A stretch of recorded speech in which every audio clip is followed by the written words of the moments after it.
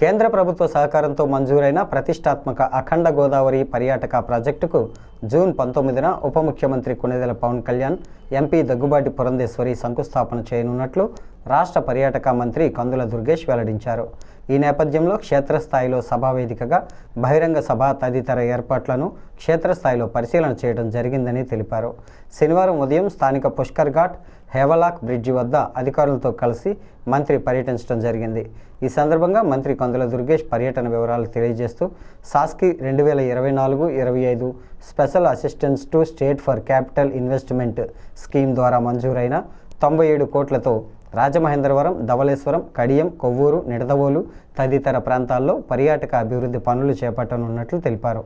జిల్లా collector P Prashanti, Rajahmundry city MLA Adireddy Vasu, joint collector S Chinnaramudu, commissioner Ketan Garg, RDO R Krishnanayak, P Venkatachalam అధికారులు పాల్గొన్నారు.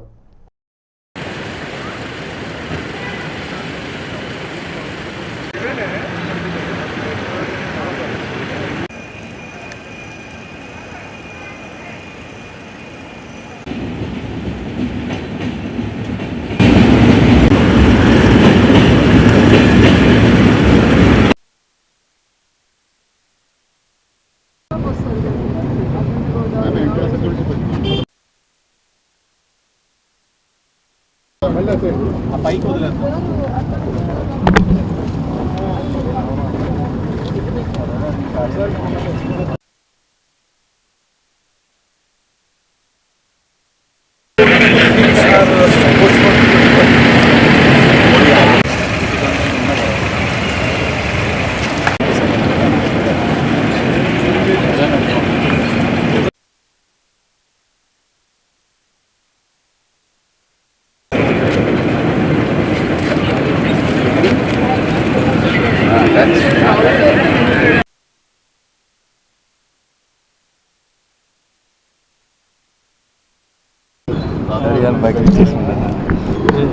Cloth ఇస్తే